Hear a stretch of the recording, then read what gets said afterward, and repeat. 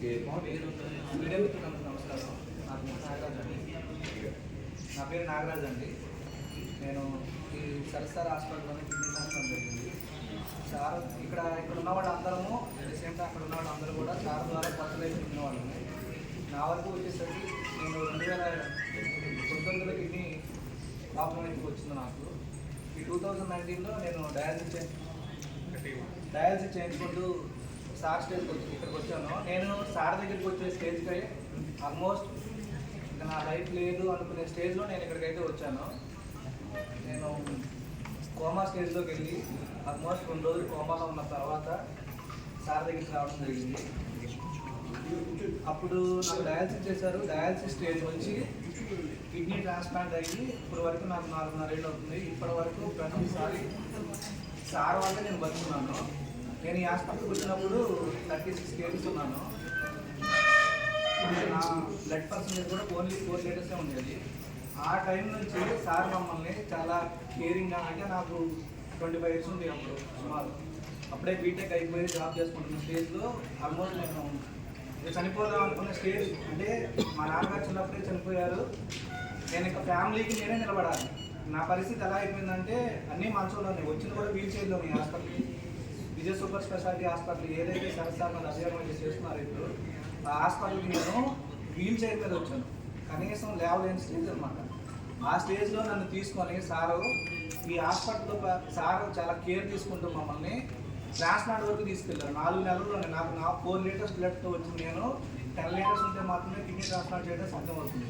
అలాంటి స్టేజ్లో ఈవెన్ మాకు చాలా డబ్బులు చాలా తక్కువ. నేను ప్రివిలేజ్ యూనివర్సిటీలో చదివాను. మా కాలేజ్ వాళ్ళ ద్వారానే వాళ్ళు ఇచ్చిన ఫండింగ్ ద్వారా ఇక్కడికి వచ్చాను. సార్ ఏదైతే మా దగ్గర డబ్బులు లేవని కూడా చూసి ఫ్రీగానే ట్రీట్మెంట్ చేస్తూ వచ్చాను. కిడ్నీ ట్రాన్స్ప్లాంట్ స్టేజ్కి మా అమ్మగారు నాకు కిడ్నీ ఇచ్చారు. ఆ కిడ్నీ ట్రాన్స్ప్లాంట్ ప్రాసెస్ అయితే ఏదైతే జరిగిందో అదంతా సార్ వాళ్ళు మాకు హెల్ప్ చేస్తారు అన్నమాట. మా అమ్మగారు అసలు చదువుకోలేదు, అసలు ప్రాసెస్ ఏంటి అనేది కూడా ఆయన చెప్పారు. నాకు కిడ్నీ ట్రాన్స్ప్లాంట్కి సీఎం రిలీఫ్ ఫండ్ 4 లక్షలు అబోవ్ వచ్చింది. ట్రాన్స్ప్లాంట్కి నేను ఆ డబ్బులు తప్ప ₹1 కూడా నా దగ్గర లేదని చెప్పిన రోజు సరస్సారు, నీ దగ్గర డబ్బులు లేకపోయినా పర్లేదమ్మా, నీకు ఎంత సీఎం రిలీఫ్ ఫండ్ అయితే వస్తుందో ఆ డబ్బులతోనే నేను నీకు ట్రాన్స్ప్లాంట్ చేసి పెడతాను అని చెప్పి ట్రాన్స్ప్లాంట్ చేశారు.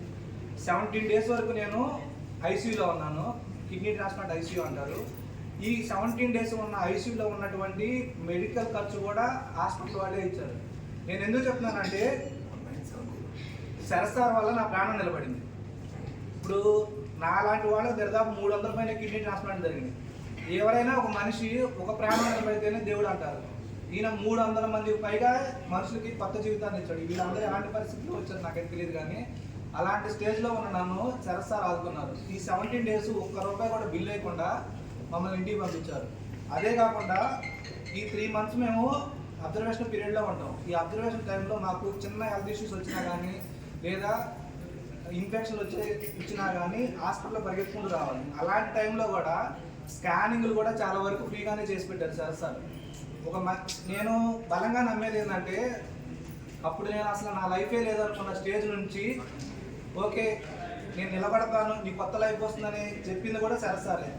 అట్ ది సేమ్ టైం నువ్వు మంచి లైఫ్ వస్తుంది, నువ్వు జాబ్ చేసుకోగలవు, నువ్వు నీ కుటుంబాన్ని పోషించుకోగలవు అనే మనోధైర్యాన్ని నుంచి కూడా సరస్సారే. చాలామంది హాస్పిటల్ రివ్యూకి వచ్చినప్పుడు భయపడుతూ వస్తారు. నేనైతే సార్ దగ్గరికి వెళ్తున్నాం, ఇప్పుడు మనకి చిన్న చిన్న ఏమన్నా ఉన్నా కానీ ఇబ్బంది పడతాను. కిడ్నీ ట్రాన్స్ప్లాంట్ పరిస్థితి ఎలా అంటే బయట తిరగలేము. ప్రతి జనాల్లో తిరగాలన్నా మాస్క్ పెట్టుకుని వెళ్ళాలి. ఒక మనిషి జలుబు చేసినా దగ్గు చేసినా వాళ్ళ జనాల్లో తిరగాలంటే మేము భయపడాలి.